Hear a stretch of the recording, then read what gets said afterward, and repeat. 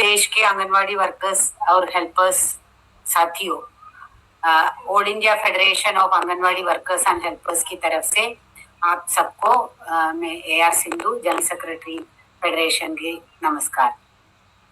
साथियों, অংগনবাড়ী কৰ্মী সহায়িকা বা তেওঁলোকৰ পৰিয়ালৰ কোনোবা যদি এইটো ভিডিঅ' চাই আছে অলপ স্কিপ নকৰাকৈ ভিডিঅ'টো শেষলৈকে চাই যাওক, কাৰণ এইটো ভিডিঅ'ত অতিকে গুৰুত্বপূৰ্ণ আৰু অতি প্ৰয়োজনীয় কথাবোৰ আছে। সেয়েহে আপোনালোকে ভিডিঅ'টো অলপ স্কিপ নকৰাকৈ শেষলৈকে চাই যাওক। তাৰ আগতে আপোনালোক সকলোকে এটা সৰু ৰিকুৱেষ্ট, আপোনালোকে যদি মোৰ চেনেল প্ৰথমবাৰ আহিছে চেনেলটো ছাবস্ক্ৰাইব কৰি কাষত থকা বেল আইকনটো বজাই লওক এনেধৰণৰ নতুন নতুন ভিডিঅ'বোৰ পাই থাকিবৰ বাবে। আৰু ভিডিঅ'টো ভাল লাগিলে এটা লাইক আৰু শ্বেয়াৰ কৰিব নাপাহৰিব।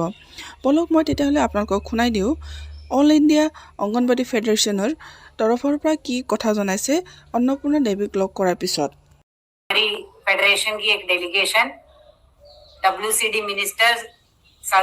श्रीमती अन्नपूर्णा देवी जी से मुलाकात किया है। ये डेलीगेशन को अपॉइंटमेंट दिला दिया था और हमारे साथ में आए थे कि doctor John Brittas, member of parliament Rajya Sabha CPIM, उन्होंने हमारे डेलीगेशन को लीड किया है। और ये मीटिंग में हमने पूरे देश के आंगनवाड़ी वर्कर्स और हेल्पर्स की सामने में आज के दिन में जो भी समस्याएं हैं उसके बारे में पूरा विस्तारित रूप से चर्चा किया। पौना घंटा हमारा डिस्कशन हुआ है और वो डिस्कशन के अंदर में जो additional secretary WCD Shri Gyanesh Bharti ji भी पार्टिसिपेट किया। और हमारे डेलीगेशन में मैं general secretary of Anganwadi federation AR Sindhu, मेरे साथ में Anju Maini treasurer Anganwadi federation, Urmila Rawat secretary all India federation और हरियाणा स्टेट जनरल सेक्रेटरी, और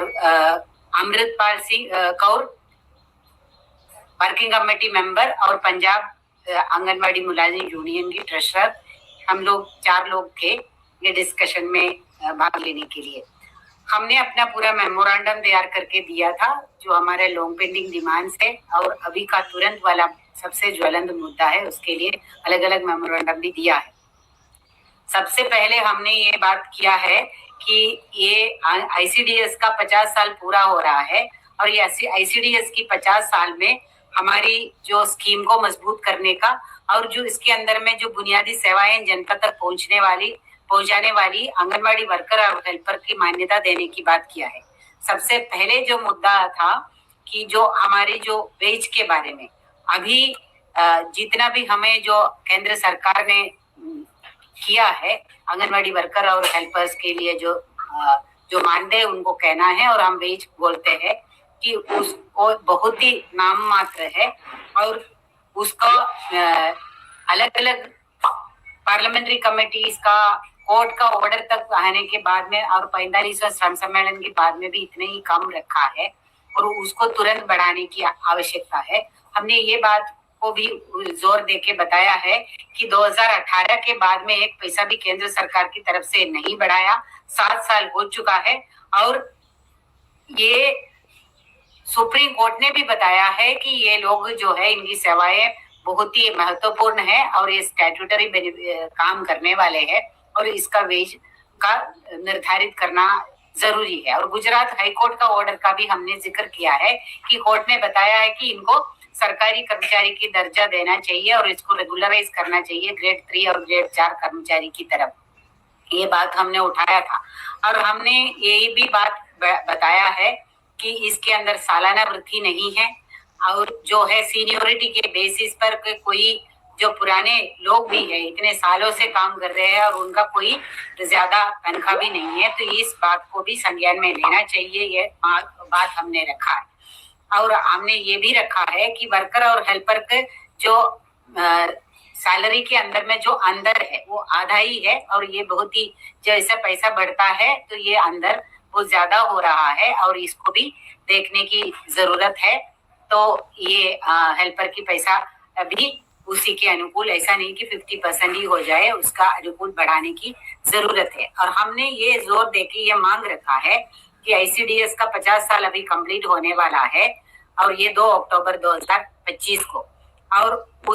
इस दौरान जो अभी का जो WCD का एक पार्लियामेंट्री कमेटी है जो MPओं का अलग अलग पार्टी का, उनका एक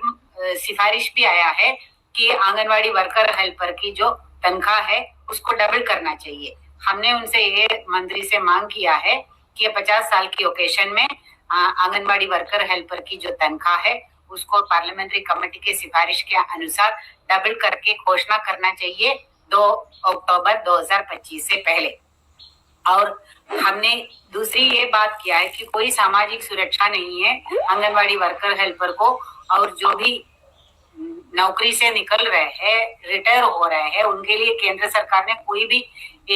घोषणा नहीं किया है। तो उनके लिए ऑलरेडी जो हमारी लोगों ने, हमारी यूनियन ने, गुजरात की यूनियन ने सुप्रीम कोर्ट तक लड़के सुप्रीम कोर्ट ने भी ये ऑर्डर दिया है कि ये ग्रेजुइटी उनको देना चाहिए। लेकिन कुछ कुछ राज्य में कुछ कुछ दे रहे हैं कि रिटायरमेंट बेनिफिट के तौर पर, लेकिन कोई भी केंद्र सरकार का उसके अंदर रोल नहीं है। केंद्र सरकार ने कोई आदेश भी नहीं दिया, ये सुप्रीम कोर्ट का आदेश है, उसको मानना चाहिए। और हर स्टेट को उसके अनुसार जो केंद्र सरकार उसका नियम बना के उसको लागू करवाने के आदेश देना चाहिए, हमने मांग किया है। और इस पर पे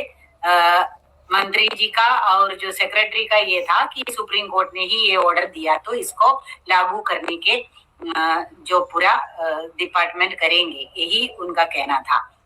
और जो हमने जो तीसरी बात जो किया है कि वो है कि अलग अलग राज्यों में अलग अलग तनख्वाह, जैसे बहुत सारे राज्य है, और हमने खास जम्मू कश्मीर का भी जिक्र किया है कि वहां पे पैसा तो बढ़ा ही नहीं है, राज्य सरकार भी है, और बहुत सारे राज्यों में अभी भी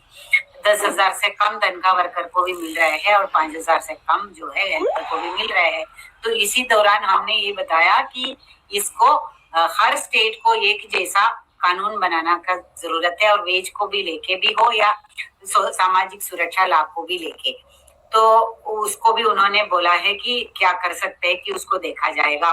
और हमने ये भी बात किया है कि प्रोविडेंट फंड और ईएसआई जैसा सामाजिक सुरक्षा लाभ के लिए ईपीएफ के भी ये सिफारिश आया है ऐसा योजना बनाने के लिए, तो इसके लिए भी अपना डिपार्टमेंट को काम करना चाहिए, ये हमने मांग उठाया है। उन्होंने बोला कि क्या हो सकता है उसको देखते हुए उसको भी वो कंसिडर करेंगे, इन्होंने बताया है। और हमने ये भी बताया है कि कुछ चीजें हैं जिसके लिए कोई पैसे की जरूरत ही नहीं है, लेकिन उसके लिए नियम बनाने के लिए है और पूरा देश के अंदर में एक जैसा कानून बनाने के लिए है। जैसे प्रमोशन का बात है, वर्कर से प्रमोशन है जिसके अंदर में बहुत सारे जगह में एज का बार है या कुछ और राज्य सरकार उसके अंदर पाबंदियां लगा देते हैं, और हेल्पर से वर्कर का प्रमोशन का और भी ज्यादा खराब स्थिति है। हमने आज के दिन में जो पंजाब में होने वाले जो आंदोलन के बारे में भी बात किया है और बोला है कि ऐसा उल्टा सीधा कानून बना रहे हैं कि उसके अंदर में जैसे +2 पास होगा उसके बाद ही उनका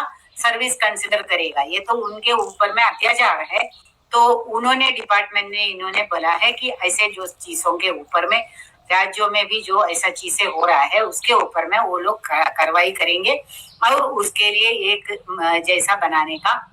उन्होंने आश्वासन दिया है, एक जैसा सर्विस रूल बनाने का, प्रमोशन को लेके बाकी चीजों को भी लेके तुरंत जो है उसको करने का हमने मांग किया है और ये पाबंदियां हटाने की भी मांग किया है। और हमने जो एक बुनियादी बात रखा है कि ये है कि जो एडिशनल वर्क है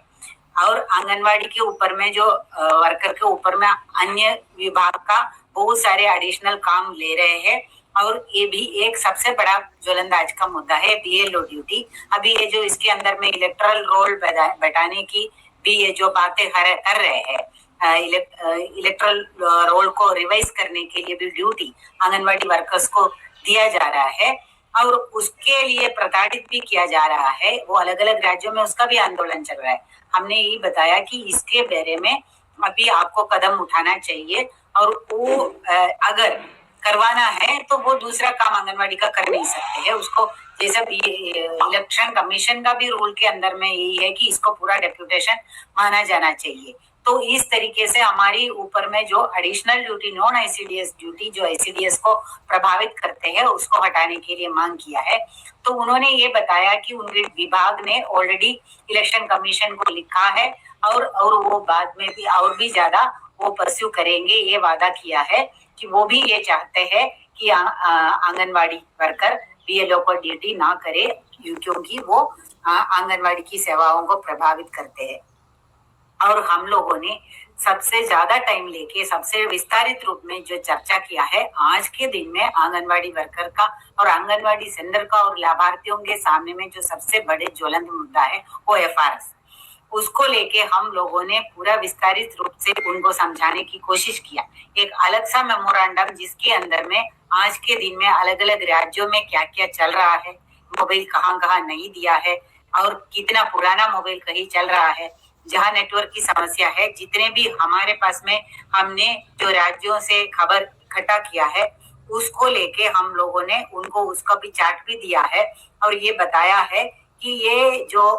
मैंडेटरी एफआरएस माने कि इसको किए बिना जो वर्कर का तनख्वाह भी नहीं मिलेगा और लाभार्थी को सेवा भी नहीं मिलेगा वाला ये प्रोविजन है, इसको तुरंत हटा देना चाहिए। और हमने पूरा उनको एग्जाम्पल दिया है जो अभी हमारे संज्ञान में जो आया है कि 3 वर्कर का मौत हुआ है और बहुत सारे लोग बीमार हो रहे हैं, काफी लोग इस्तीफा देके चले जा रहे हैं और इस तरीके का जो दबाव जो नीचे तक बनाया हुआ है आंगनवाड़ी वर्कर की जिंदगी नरक बना दिया है। और आंगनवाड़ी केंद्र के अंदर में ये मोबाइल के अलावा कोई काम ही नहीं हो रहा है और बच्चे तक शिकायत कर रहे हैं कि टीचर हमारा तरफ देखते भी नहीं है कि हमेशा मोबाइल में रहते हैं। और जो इस तरीके का जो और उसका जो डेट तय करके लोगों को प्रताड़ित करने के बारे में उनको बताया और मंत्री ने तो बहुत काफी अनुभवपूर्ण तरीके से हमारा बात सुना है और